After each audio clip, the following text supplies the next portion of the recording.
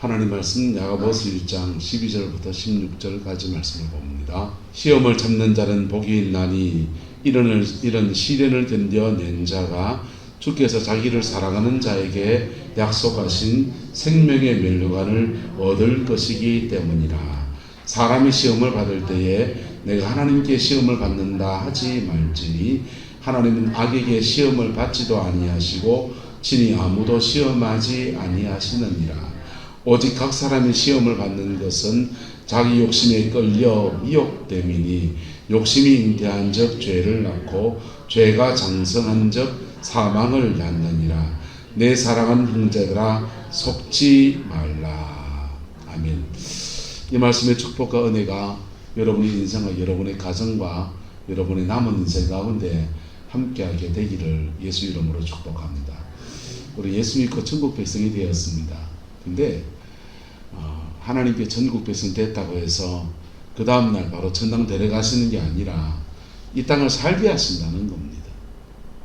이 땅을 살게 하시기 때문에 밥 먹어야 되고 자녀를 낳고 길러야 되고 집도 장만해야 되고 그런 인생사에 또 나이가 들고 노화가 되어지고 수많은 문제를 우리는 또 겪으면서 살아야 합니다. 근데 이게 은혜가 있는 사람이라도 하나님 앞에 예배하고 하나님의 은혜를 받고 성령을 체험하고 그런 성령 충만한 것을 경험한 사람이라도 걱정을 안 할 수 있냐 없냐? 안 할 수 있습니까? 언제 한번 교회 그 구룡포에 여기 이제 성탄절 전야에서 구룡포 목사님들이 구룡포 목사회 모임을 가지는데 코로나 때문에 뭐 이래저래 못 모이다 보니까 제가 회장인데 책임이 커요. 모이고 있는데요. 그 목사회에서 1년에 한 번 큰 행사가 뭐냐 하면 업사무소 앞에다가 이제 성탄 처리를 만드는 걸 하는 겁니다. 이게 사람을 써서 하면 돈이 많이 드니까 목사님들이 손수 이제 그걸 제작해가지고 이제 그걸 다 올리고 있는데 그 폴대랑 이거 저장을 놔둘 데가 없어가지고 다 버려버렸어요. 참 귀한 일이긴 한데 근데 그걸 이제 만들면서 우리 강 집사님하고 같이 이렇게 그거 설치하는 같이 평신도분님 중에서 몇 분 더 같이 오시고 이렇게 만든 것입니다. 만들고는 저는 이제 또 동생이 왔는가 뭐 그래가지고 좀 가야 됐고 그래서 카드를 드리면서 목사님들이랑 다 같이 식사 한번 하세요. 돈 드리고 갔어요. 그래 이제 이래 갔는데 그날 이제 목사님들이 모여가지고 다 일 끝내고 밥 먹고 차 한잔 하면서 무슨 얘기 하느냐 옛날 얘기도 하고 뭐 이런 얘기도 목사들 만나면 또 잡다한 얘기도 다 하거든요. 뭐 이런 얘기도 저런 얘기도 교회 얘기도 하고 뭐 노후 얘기도 하고 나이 많은 목사님들이 많으니까 주로 무슨 얘기가 중심이 되겠습니까? 노후 생활 얘기 걱정하는 거죠. 전주의 목사들이 이제 그래서 항상 뭐 시험 안 들을지 몰라. 평신도분들이 혹시 들으면 목회자들끼리 하는 얘기 들으면 때로는 시험 들 수 있습니다. 근데요 여러분 은혜 받은 사람도 다 그 일들이 다 지나가지는 거예요. 그 겪을 것은 겪는 것입니다. 할렐루야. 근데 그 겪는 중에 또라도 시험에 들지 맙시다. 여러분 주변 속에서 믿음 생활 잘하던 사람이 또 넘어지는 것도 봅니다. 여러분 참 곤욕스럽잖아요. 그리고 넘어질 뿐 아니라 자기까지 어깨동무 같이 하고 같이 넘어가는 경우도 있어요. 그 얼마나 곤욕스럽습니까? 그런 시련도 지나가고 시험도 지나가고 고비도 지나가는 중에 문제는 시험에 들지 말아야 된다는 거예요. 할렐루야. 예, 한 따라 호랭이에 물려가도 정신만 차리면 산다. 우리 옛 어르신들 말씀이잖아요. 호랭이한테 물려가도 정신만 차리면 사는데 시련 중에서 하나님이 우리에게 허락하신 것들이란 말이에요. 시련이라는 것은 허락하신 것들이기 때문에 하나님의 계획과 섭리 안에서 흘러가지는 것이고 그 속에서 하나님의 뜻이 있고 계획이 있고 섭리가 있고 인도하심이 있고 역사하심이 있고 그러면서 뛰어넘게 되는데 그만 정신을 잃어버리거든. 호랭이 무서워가지고 내 나이 들어서 내 노후생을 어디다 갈까 이런 것들 때문에 한국사람 맞지? 어스고사람 맞지? 솔직하게 우리끼리 까놓고 얘기해 봅시다. 그런 시험이 있잖아요. 그런 인생에 겪어야 될 고비들이 있고 그런 거 있지 않습니까? 그런데 어떤 상황이든지 뭐 하지는 말아야 된다. 시험에 들지 말아야 된다. 옆 사람 축복합시다. 시험에 들지 맙시다. 그럼 시련과 시험은 뭐냐?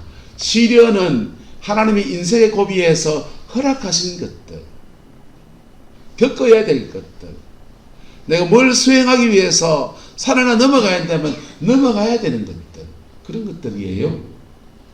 그 시험은 뭐냐?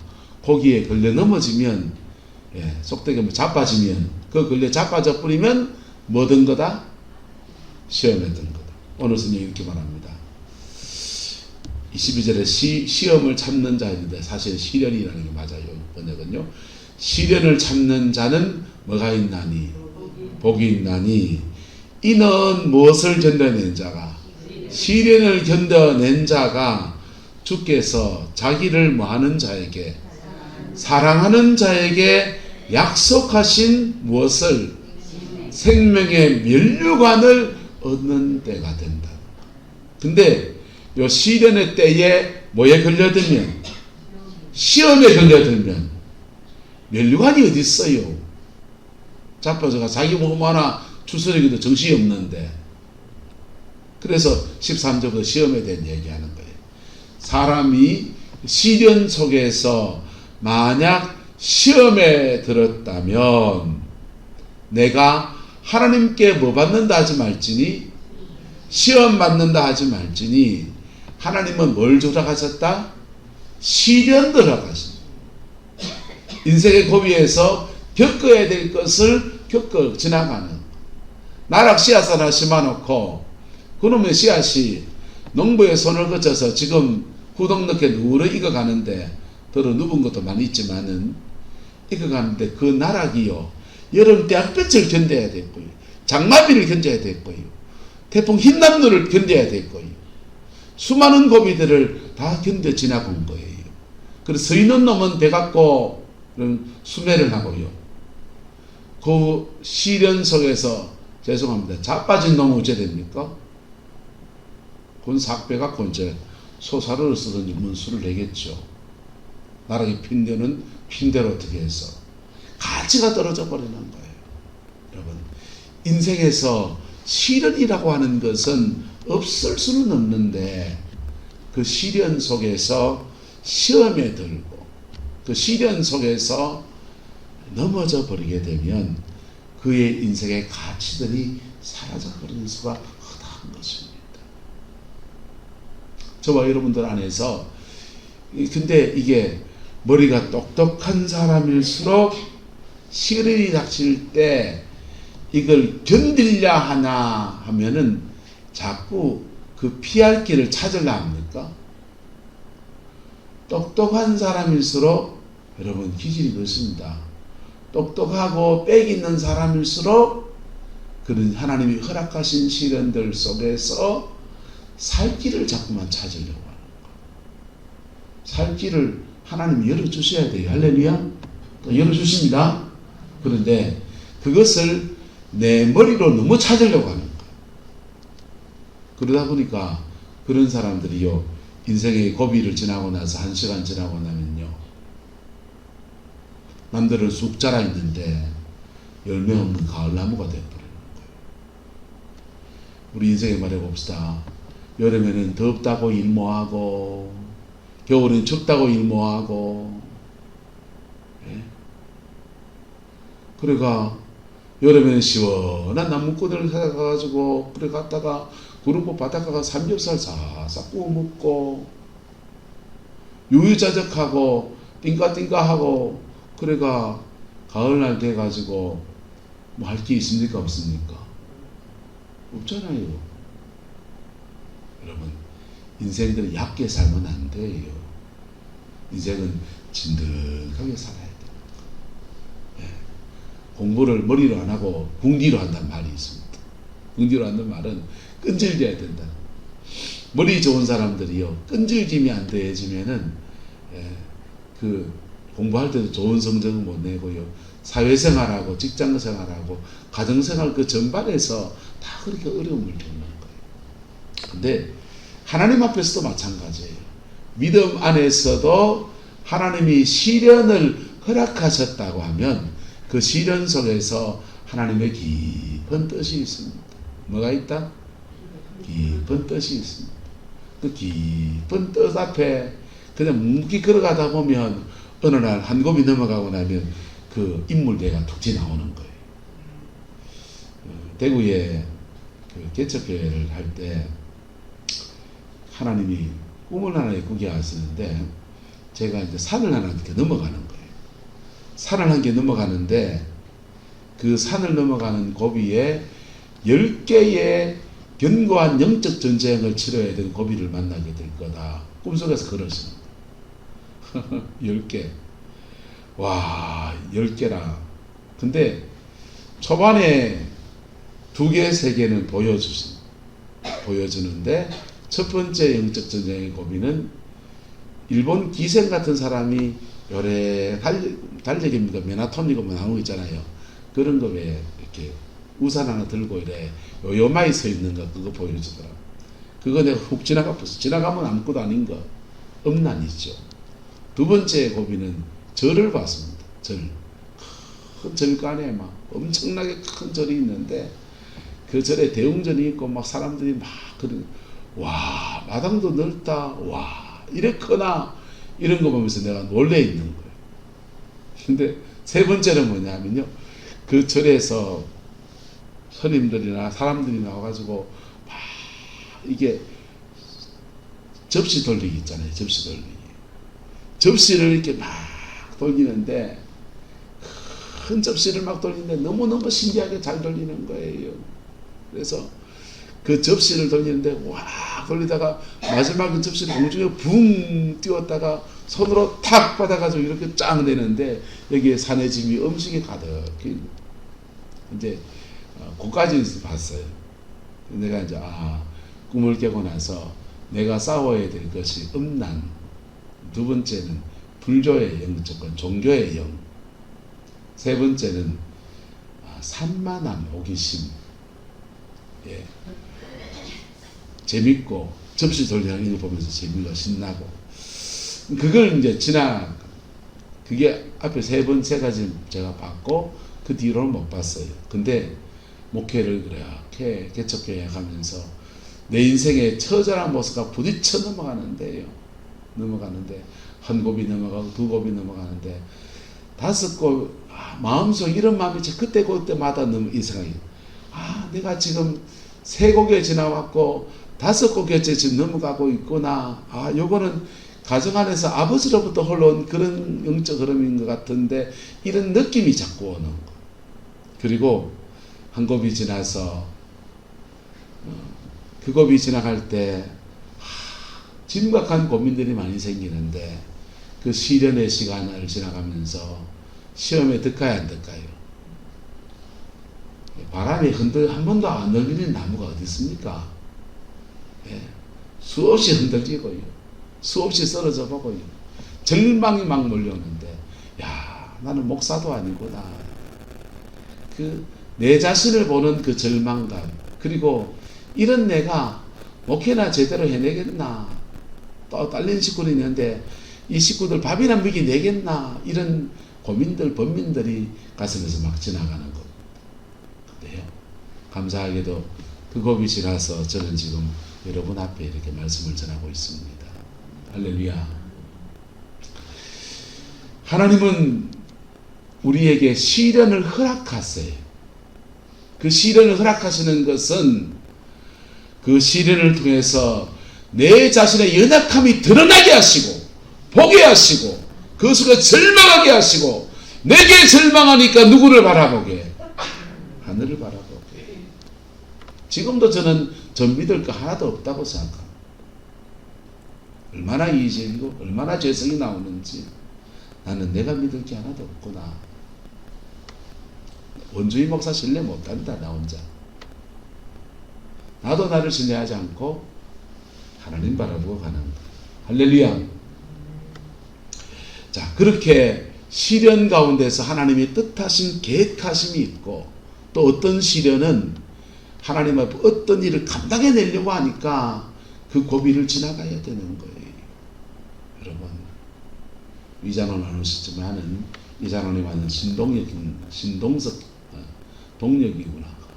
이제 그 집의 족보들이 동력이 동석이 뭐 이래저래 하다 보니까 그 집안 족보들이 나오다 보니까 헷갈립니다. 신동혁 형제가 사우디아라비아에 가 있고 지금은 또 어디가 있습니까? 전 세계에 나가서 낯설고 물스런데 마누라 떠나놓고 그 코로나 때문에 마스크 2겹 3겹 써가면서 후진국이가 정기 기사한다고 애먹습니다. 여러분, 수월케 남의 돈 수월케 벌 수 있는 게 대한민국에 어디 있습니까? 인생의 고비에서요, 믿음 안에서도 하나님이 정말 기뻐하는 어떤 열매를 거둘 때는요, 고비들을 지나가야 된다고요. 고비들을 지나갈 때 그때 닥치는 것이 영적인 시련이든지 물질의 시련이든지 무슨 일이든지 지나가는 거예요. 그걸 잘 지나가면 하나님은 우리에게 어떤 은혜를 주시느냐? 보세요. 자기를 사랑하는 자에게 약속하신 무엇을? 생명의 면류관을 얻는 그 축복이 그에게 주어지는 거예요. 이 생명의 면류관이라고 그냥 상징적인 언어를 써놓은 것은요, 생명 안에서 주어지는 이 면류관이라고 하는 것은 사람마다 다양하거든. 목사에게는 목사에게 주어지는 생명 안에서 주어지는 면류관이 있고요. 여러분, 자녀를 목회길로 보낸 우리 장로님도 계시고 권사님도 계신데요, 여러분, 그 가정에는 그 열매가 무엇이겠습니까? 생명 안에서 여러분의 자녀 세대에 위대한 열매들이 맺어지게 되기를 예수님의 이름으로 축복합니다. 그거요, 놀라운 은혜예요. 이명박 대통령에 대해서 여러 가지 평가가 나오고 있고, 실제로 그분은 지금 감옥에 계시지만은요, 어머니 권사님 죽도시장에서 난절에 장사하면서 하나님 앞에 기도하고, 그 가난한 집에서 자식들을 공부시켜서 그렇게 고아가다시피 공부해가지고 국회의원도 되고 대통령도 되고 인물을 내놨잖아요. 근데 요즘 경제위기가 조금씩 닥치면서 국제관계에 대한 얘기가 나오면서 이명박 대통령에 대한 재평가도 조금씩 나와요. 조금씩 나오는데, 이명박 대통령이 실리 잘못한 거 있어요. 있는데 그거는 자원 외교 너무 어둠하게 덤벼들다가 소리만 대통받아서 30조 가량이라 뭐 얘기합니다. 그거 이제 많이 손해를 봤습니다. 근데 이명박 대통령이 이 4대강 그거 하느라고 또 그것도 손해, 실리에 가까운 얘기지요. 두 가지는 실리인데 잘한 거 있습니다. 잘한 거 있는데 그게 뭐냐면요, IMF, 김영삼 대통령이 말기에 IMF를 겪고 난 뒤에 그 다음 미국의 모기지론 사태가 터지면서 제2의 외환위기가 올 때쯤 됐습니다. 그게 이명박 대통령 시절이에요. 그 대통령 시절인데, 그때 이명박 대통령이 어디로 눈을 빨리 돌렸느냐? 중국 시장을 왕창 열어버린 거예요. 중국 시장 열면서 일본은 그 모기지론 사태 때 미국에 사놨던 부동산들이, 일본 부동산들이 다 날아가고 그냥 떨어지고 해서 돌아오지 못할 30년쯤 가고 있다고요. 근데 이명박 대통령은 중국이 딱 뜨는 기점을 잡아서 중국으로 대거 진출해가지고, 그래서 중국과 무역관계가 열리면서 우리나라가 경제적인 큰 위기를 지나갈 것들을 지나가게 했어요. 할렐루야. 그거는 참 잘한 거라 그런 평가가 합니다. 여러분, 믿음 안에서 인물을 만들어내는 가정이 여러분의 가정이 되시기를 예수님의 이름으로 축복합니다. 근데요, 이게 부모 세대가 하나님 앞에 뚫고 나가야 될 것을 하나도 뚫고 나가지 않고, 싸워야 될 것 하나도 싸우지 않고, 부모 세대가 하나님 앞에 심어야 될 것을 하나도 심지 않고, 그리고는 손에 안 보고 살아야지 뭐. 손에 받고 뭐 있나 뭐. 약삭빠르게 살면요, 여러분, 그의 자녀들 돼 가지고는요, 여러분, 이 바닥에서 다시 출발해야 돼. 영적으로 안 싸워 이겨놓은 것은 그거 다 자녀 세대의 몫이라고요. 신앙생활을 하면서 영의 세계의 원리들을 모르고 다녀요. 알면 이길 것이니까 알고 당해요. 영의 세계의 원리를 알면 알고 당해요. 근데 알고 당하면 억울합니까? 억울하지 않습니까?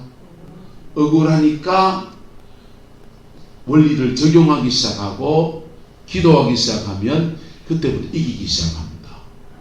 영적 세계의 원리를 깨달을 수 있기를 예수님의 이름으로 축복합니다. 가정 안에서는 조부 3세대의 원리였어요. 부모, 자녀, 조부한테는 내가 손자가 됐죠. 영의 세계는 가계에 흐르는 저주가 있다 없다, 있는지 없는지 임상 가지고 내놓으라 그랬어요. 가정 안에서는요, 영이 흘러내려갑니다. 영은 안 죽어요. 우리는 죽고. 영은 안 죽는데 영들은 어디가 있어야 힘을 쓰느냐. 하나님은 모든 만물을 지으시고 그 만물을 천사한테 맡겼습니까? 사람한테 맡겼습니까? 사람한테 맡겼다. 천사는 맡은 게 없어요. 정사든지 권사든지 물질이든지 그는 맡은 게 없어요. 맡은 게 없는데 누구를 차고 들어가면 권세를 행사하느냐. 사람을 잡으면 사람의 권세를 지 것처럼 써먹는 거예요. 그게 마귀의 전략입니다. 그래서 한 사람의 영혼 속 육체 안에 영이 집힌다고요. 영이 집혀요. 뭘 타고 집히냐? 옛 사람 통해서. 뭐 사람요? 우리 박조자 목사님 기도하실 때 목소리가 잘 못 들으셨지만, 우리의 그 사람은 후패하나 속 사람은 날마다 새롭게 하옵소서. 아멘. 여러분, 근데 그 사람 또는 옛 사람이라고 하는 우리의 예수 믿기 전에 원래 자아가 있다고요. 옛 사람의 성품은 음란하고요, 도둑질하고요, 시기 질투하고요, 그 사람의 죄성을 따라 다양한 죄성이 있는 거예요. 영들은, 악한 영들은 이 옛 사람을 잡고서 사람 육체 속에 거해요. 그리고 이 사람은 돌아가신다 안 돌아가신다? 돌아가시죠. 돌아가시니까 얘는 이사 가야 된다 안 가야 된다? 우리 수혜 표현하고 임도화 지사님은 완전히 진수되는데 수리에서 본집에 다시 들어가셨고, 박연조 군사님은 상습 침수주의에 대해서 도저히 못 살겠다 하고 지금 유옥식 장로님 그 시어머니 되시는 김순덕 권사님 그쪽에 들어가서 삶의 거처를 만드신데, 여러분 어디라도 이사 가야 되잖아요. 이사 가야 되는데 어디 가느냐? 부모한테 가든지 자녀한테 가든지 또는 다른 사람한테 가든지, 누구한테 가든지 딴 사람한테 가든지. 딴 사람이 좋겠어? 이 가게를 타락하는 게 좋겠어요? 어디 가도 편할 것 같습니까? 왜 편할까요? 가게로 가면요, 살아오는 사람의 가정에 가풍이라는 게 있어요. 가풍이라는 게 있어서 사람이 0세부터 해서 3세까지 이때 원자아가 만들어져요. 원래 자아가 만들어진다. 그냥 인생의 모판이 만들어진다. 좀 길게는 5세까지. 요 모판이 만들어지면 이 아이의 인생의 평생의 인생의 모판이에요. 이게 거기서 후천적인 것이 좀 더해지면서 그 인격이 만들어지거든요. 원래 자아가 만들어질 때 가정의 모판이 만들어지는 시기를 어디서 보냅니까? 집에서 보내잖아요. 보고 듣고 느끼고 하는 것이 그 가정의 분위기고 그 가정의 흐름 속에서 그래 자라니까 다 함께 돼 있단 말이에요. 가족은 다 함께 돼 있고 닮으니까 옛사람의 성향이 비슷하다 다르다 비슷해지는 거예요. 그래서 옛사람이 음란이 강한 옛사람이면 음란의 영이 그 가정에서 역사하는 거예요. 시기 질투하는 영은 그 가정의 영 흐름을 따라서 그런 것을 통해서 계속 역사하는 거예요.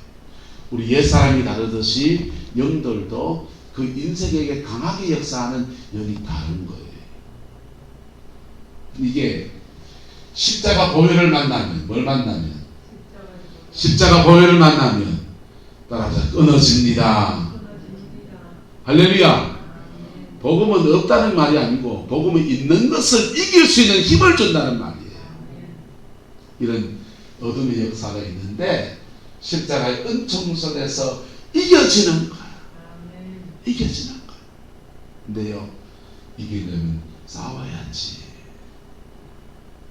싸우지도 않고 끊어주지도 않으면 아이 그만 나 나이 들었고 늙어서 죽으면 되지. 나 천당 가면 본인이 천당 축하합니다.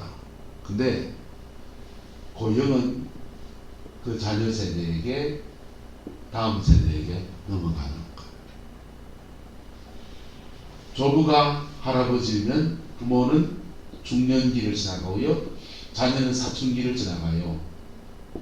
이 세 시기가 인생의 노년기, 사춘기, 중년기가 흔들리는 시기이기 때문에 인생이 막 사시나부터 흔들리는 때, 시험에 드는 때란 말이에요. 그런 때이기 때문에 사단이 역사하기 굉장히 좋을 때. 그래서 그런 흐름을 따라서 영들은 사람을 갈아타가면서 집을 바꿔가면서 계속 자신의 권세를 사용하는 것. 복음 안에서 이걸 이겨내고 끊어내주는 은혜가 있게 되기를 예수 이름으로 축복합니다. 그래서 끊어내주면요, 그의 가정에 주시는 생명 안에 주어지는 면류관이 주어지는 거예요. 생명 안에 주어지는 하늘의 축복의 문이 열리는 거예요. 생명 안에 주어지는 하나님의 영광의 은혜가 풀어지는 것입니다. 안 싸우면요, 아무것도 아니죠. 아무것도 아니죠. 요즘 들어서 영적 세계의 원리들을 유튜브에 보면 잘 풀어주는 목사님들이 계셔요. 수원의 하나교회 목사님도 잘 풀어주고요. 그런 분들 그 강남에 가면 그 크로처지 박호정 목사님도 영의 세계 잘 풀어주고 김노기 목사님 같은 분도 참 잘 풀어주시죠. 그래서 그걸 잘 이해하고 나면 그 세계에서 오는 영적인 영향력들을 끊어서 복음 안에 승리할 수 있게 도와줍니다. 근데 그런 거 하나 몰라도 돼요. 내 인생에 닥치는 시련 속에서 첫 번째, 나는 믿음의 정도를 가리라. 할렐루야. 누가 넘어지고 누가 자빠지든지 간에 나는 내 믿음의 정도를 걸어가리라 결단하고요, 그 길 쭉 걸어가는 거예요. 네. 그리고 시험에 들 고비에서 하나님 앞에 이겨내려고 몸부림을 치고요. 그러다 보면 나도 잘 모르는데 한 곡에 두 곡에 세 곡에 네 곡에 아래된 곡에 막 넘어갑니다. 막 넘어가면서 시간이 지나보면 주께서 자기를 사랑하는 자에게 약속하신 무엇을 생명의 면류관을 얻는 영광이 어느 날 턱 열려있는 거예요. 그 복이 저와 여러분과 함께하게 되기를 예수님의 이름으로 축복합니다. 시험에 빠지면 어떻게 되냐? 빠지면요, 여러분, 빠지면 자기 욕심에 끌려서 내가 미혹되어진 것이라는 것을 인정해야 돼요. 누구 때문이다? 시험 드는 것은 누구 때문이다? 남편 때문이다, 자식 때문이다, 마누라 때문이다, 우리 장로님 때문이다, 목사님 때문이다. 그만하고 그 자기 때문이라는 거예요. 예? 자기 욕심에 끌려 마기 때문이다. 미혹되어지기 때문이다. 하나님의 시련을 허락하신 것들 속에서 하나님의 섭리를 발견하고요. 그 속에서 내가 어떻게 그 길을 걸어가야 될지를, 시련을 어떻게 풀어가야 될지를 지혜도 구하고 하나님의 은혜를 구하고 어떤 일이 났냐. 근데 빠지면요, 시험 속에 사단은 시험에 걸려들고 바람에 한번 일렁 흔들렸다가 다시 제대로 돌아오면 되는데, 그게 아니라 그것을 고민해서 욕심을 잉태하게 하고 그 욕심 속에서 무엇을 낳게 하고 죄를 낳게 하고 그 죄가 자라나서 무엇을 낳게 하고 사망에 이르게 계속 끌고 가는 거예요. 사울왕이요, 하나님 앞에서 제사 한번 잘못했습니다. 급한 마음에.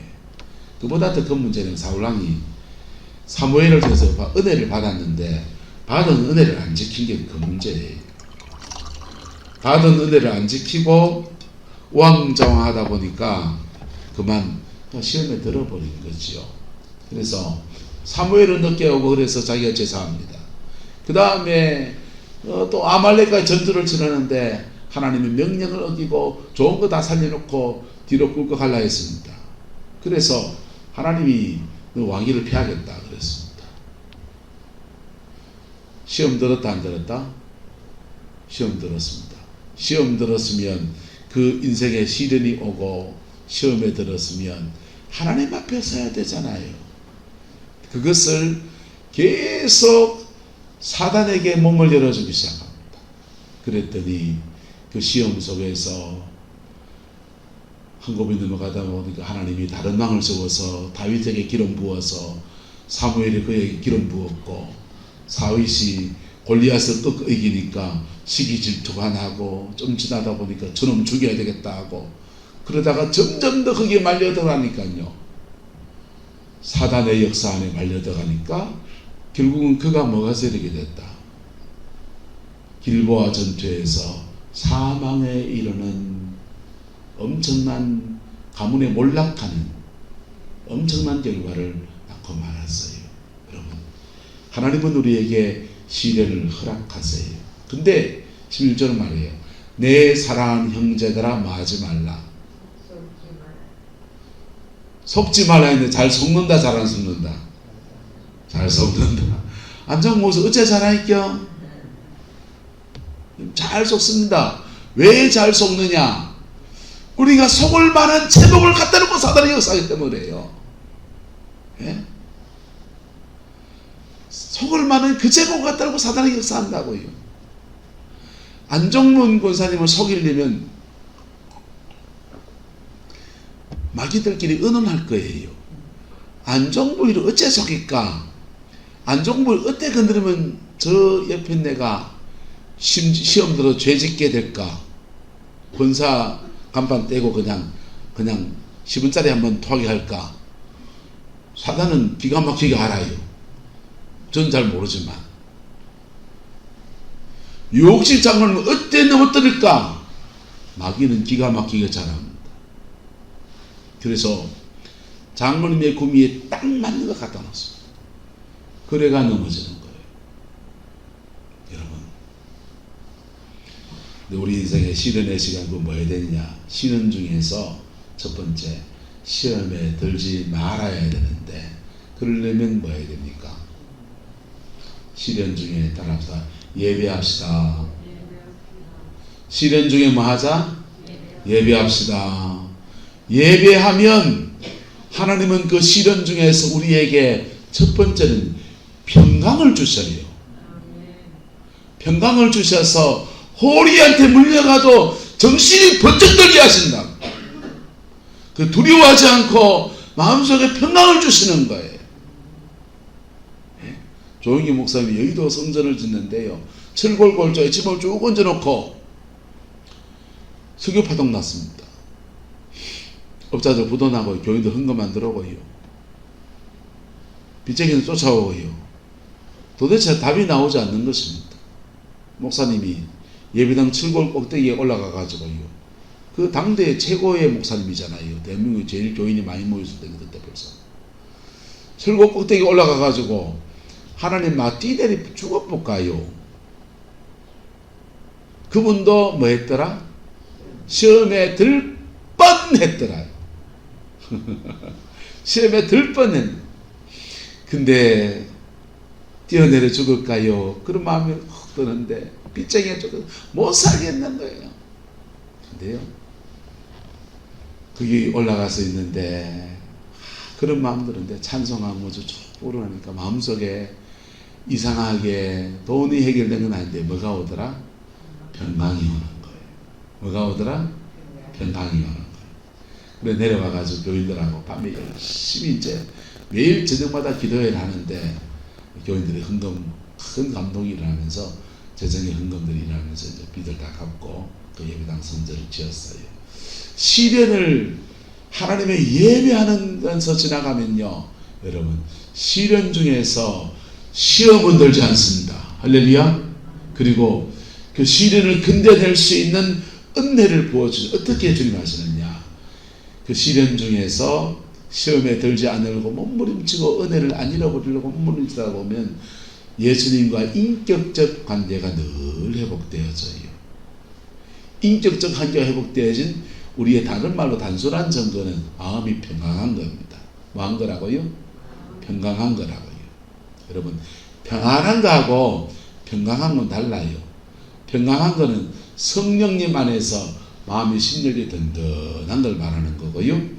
여러분, 등 따시고 배부르고 소고기 이빨 한 그릇 먹고 오면은 그거는 편안한 거고, 몸이 어디 아픈 데가 없고 편안한 거고, 여러분 주의 평강이 여러분을 주장하시기를 예수님의 이름으로 축복합니다. 그 평강 가운데서 있는 사람이요, 하나님 앞에 예배하면서 오직하게 나가다 보면 하나님이 은혜를 주시는데 뚫고 나가는 돌파의 은혜를 주기도 하고, 뭘 주기도 하고? 돌파의 은혜를 주기도 하고, 헤쳐나갈 지혜를 열어주기도 하고, 갑자기 새로운 만남이 풀어지면서 우연 같은 필연 같은 만남이 주어지면서 사람을 만나게 문제를 해결해주는 만남의 축복을 열어주기도 하고, 하나님이 거기에서 새로운 길로 이끄시는 인도하심을 받게 되기도 하고, 때로는 하나님이요, 니 좀 견뎌라 이러실 때도 있다. 나 못 살겠는데요. 아니야, 니 좀 견뎌라 됐습니다. 견디면요, 견디게 하실 때는 견디게 하신 이유가 있습니다. 그러니까 이걸 지나가면요, 이긴 결과는요, 몸과 마음과 영혼의 온전한 회복이 되어지고, 할렐루야, 하나님이 새로운 일을 맡길 수 있는 준비가 되어진 역사가 있고요, 그의 인생에 시간이 지나갈수록 열매가 맺어지는 역사가 나타나게 되고요, 시험에 빠지면요 은혜 잃어버립니다.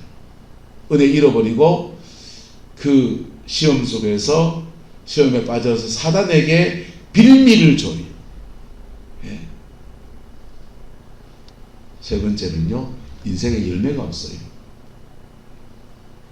똑똑하신데 열매가 없어요. 허우대는 멀쩡한데 열매가 없어요. 10살 때 20살 때는요, 재능이 많은 사람이 부럽잖아요.